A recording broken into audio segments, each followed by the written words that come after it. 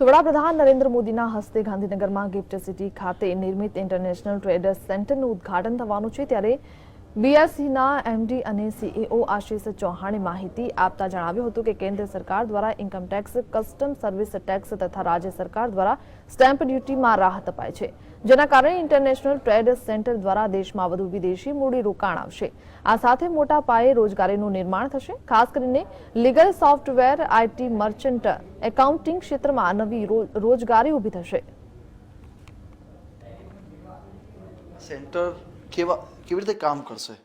એટલે અહીંયા આપણે જે ઇન્ડિયા ઇન્ટરનેશનલ એક્સચેન્જની સ્થાપના કરેલી છે, જે આવતીકાલે આદરણીય પ્રધાનમંત્રી શ્રી નરેન્દ્ર મોદી એનું ઉદ્ઘાટન કરવાના છે, એ એક્સચેન્જ વિશ્વની સૌથી ફાસ્ટેસ્ટ એક્સચેન્જ હશે।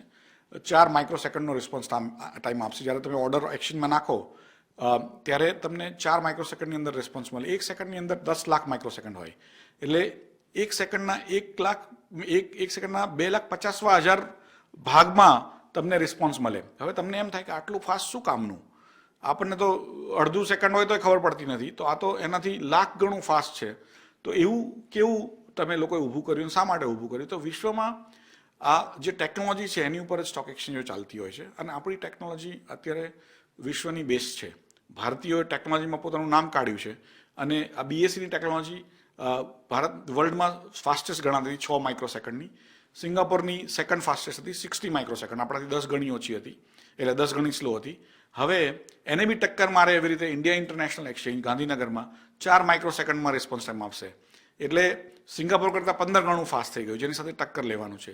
દુબઈ કરતાં બી ઘણું ફાસ્ટ છે, લંડન કરતાં બી ઘણું ફાસ્ટ છે। તો એને કારણે ટેકનોલોજી પર જે લોકોનો મદાર હોય, જે લોકોનું ટ્રેડિંગ ટેકનોલોજી દ્વારા થતું હોય, એ લોકો અહીંયા વધારે આવવાની શક્યતાઓ છે। બીજું કે અહીંયા કોસ્ટ ઓછી હશે, કે આપણે જે ભારતની ઓવરઓલ કોસ્ટ ઓછી હોય છે। ત્રીજું કે ભારતની અંદર જે માણસો છે એ બહુ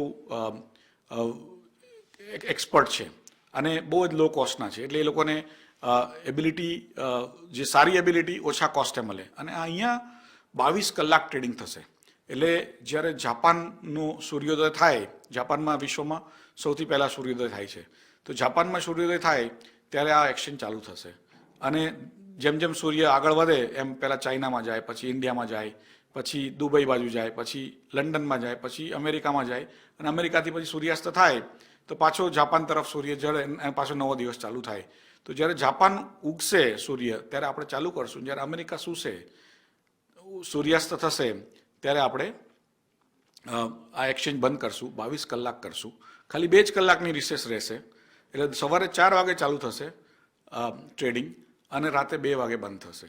2 જ કલાક રાતે 2 થી 4, એની અંદર બાકી બધી પ્રક્રિયાઓ થશે, પણ સવાર 4 વાગ્યાથી લઈ અને સવારના 2 વાગ્યા સુધી ટ્રેડિંગ દર અઠવાડિયામાં સોમથી શુક્રવાર અહીંયા ટ્રેડિંગ થશે, જે વિશ્વમાં લગભગ સારામાં સારી એક્સચેન્જ હોય એ બી 22 કલાક ટ્રેડિંગ નથી કરતું। કેવા પ્રકારની રાહત આપવામાં આવી છે રાજ્ય અને કેન્દ્ર સરકાર દ્વારા આપને?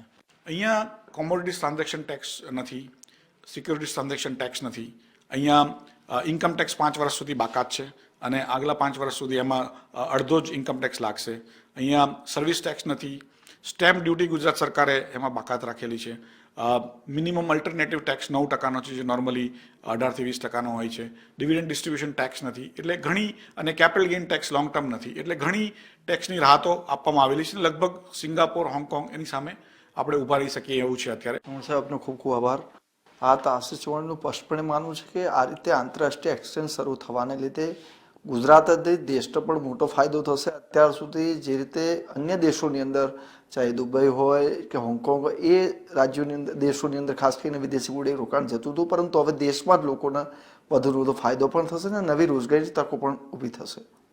કેમેરામેન મનીષ પુરોહિત સાથે હિતેન્દ્ર બારોટ, GSTV, ગાંધીનગર।